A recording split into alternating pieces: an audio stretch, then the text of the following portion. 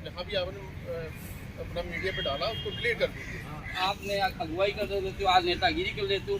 ये बात नवंबर को किसान आंदोलन की शुरुआत हुई थी। हमारे साथ प्रदेश अध्यक्ष युवा अनुज जी मौजूद हैं।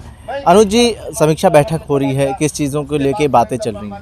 देखिए, 3 दिन बाद हमारा यहाँ कार्यक्रम है, किसान महापंचायत होना है, उसके बाद राजभवन का घेराव करना है और ज्ञापन देना है। 26 नवंबर जो 2020 में हमारा आंदोलन शुरू हुआ, उसके बाद ये दूसरी बरसी है। आंदोलन खत्म होने के बाद पहली बरसी है, इस तरीके से दूसरी बरसी, जिसको हम लोग बहुत बड़े स्तर पे मना रहे हैं। और देश में जितने स्टेट हैं उस सब स्टेट के हेडक्वार्टर पे, मतलब राजधानी में ये प्रोग्राम हो रहा है। उसी तरीके से उत्तर प्रदेश का जो प्रोग्राम है वो BKU के तत्वाधान में संयुक्त किसान मोर्चा के आह्वान पे इस इको गार्डन में लोगों को बुलाया गया है। पूरे प्रदेश से जितने भी SKM के घटक दल हैं, जो संगठन संयुक्त किसान मोर्चा में शामिल हैं, वो सब लोग यहाँ आएंगे और एक बड़ा पंचायत करके यहाँ से राजभवन के लिए मार्च करेंगे या यहाँ से एक प्रतिनिधिमंडल जा करके ज्ञापन देगा।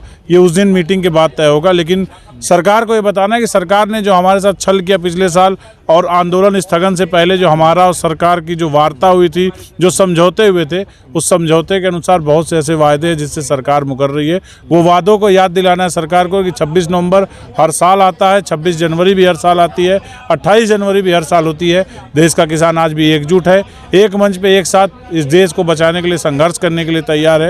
एक बड़े आंदोलन की ज़रूरत इस देश को फिर से है, जिसकी रूपरेखा तैयार हो रही है। 26 तारीख को जो किसान महापंचायत होना है, देश के अलग अलग हिस्सों में जो चौधरी राकेश टिकैत जी जाके किसान मजदूरों की महापंचायतें कर रहे हैं, वो उसी का एक हिस्सा है। इस देश को सांप्रदायिक ताकतों से मुक्त कराने के लिए, इस देश को बिकने से बचाने के लिए एक बड़े मूवमेंट की ज़रूरत है, जिसके लिए किसानों को, मजदूरों को, इस देश की आम जनता को आगे सड़कों पर आना होगा। अनुज जी, क्या लगता है आपको, जो आप लोगों से वादा करके जो आंदोलन खत्म करवाया गया था, क्या उन वादों को पूरा नहीं करा जा रहा है? नहीं, कोई बहुत ऐसे वादे हैं जो नहीं पूरे किए गए। जैसे उत्तर प्रदेश में जितने भी आंदोलन के दौरान मुकदमे दर्ज थे, ये था कि स्टेट गवर्नमेंट आंदोलन के दौरान दर्ज मुकदमों को वापस लेगी, उसको सरकार ने वापस नहीं लिया।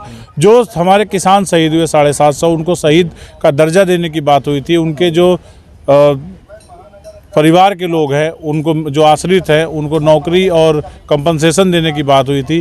MSP पे गारंटी कानून के लिए कमेटी बनाने की बात हुई थी। ये सारे ऐसे मुद्दे हैं जिससे सरकार अभी दूर भाग रही है। तो क्या लगता है कि 2024 लोकसभा चुनाव करीब आ रहा है, क्या आपके जो वादे करे गए थे वो पूरे होते नज़र आ रहे हैं? देखिए, हमारे वादे पूरे करते होते हुए नहीं नज़र आ रहे हैं। और जब जब किसानों के खिलाफ ये सरकार कोई नियम ले आएगी, कोई कानून ले आएगी, किसान इसका उतर के सड़कों पे विरोध करेगा। चाहे वो 24 का चुनाव हो, चाहे 29 का चुनाव हो, चाहे बीच में कोई चुनाव हो। चुनाव से मतलब नहीं है। जब तक हमारी डिमांड पूरी नहीं होगी, जब तक किसान हित में कानून नहीं बनेंगे, किसानों के विरोध में जब तक कानून, मजदूरों के विरोध में जब तक कानून ये सरकारें लाती रहेंगी, सरकारों के खिलाफ ऐसे ही आंदोलन होते रहेंगे। बहुत बहुत धन्यवाद। हमारे साथ उत्तर प्रदेश के युवा अध्यक्ष अनुज सिंह मौजूद थे, जिन्होंने कहा है किसानों के साथ लगातार छल हो रहा है। सरकार ने जिन वादों को पूरा करने के लिए जो हमारा धरना था, ख़त्म करवाया था, वो वादे पूरे होते नज़र नहीं आ रहे हैं। हमें चुनाव से मतलब नहीं है, लेकिन किसानों की जो समस्या है, जो उनसे वादे करे गए थे, उसको पूरा होना चाहिए। अब देखना ये है कि 26 नवंबर को जो महापंचायत होनी है, क्या सरकार उसके बाद इस पे क्या फ़ैसला लेती है? क्या सरकार इनसे किया हुआ वादा अब पूरा करेगी? लोकसभा चुनाव भी करीब है।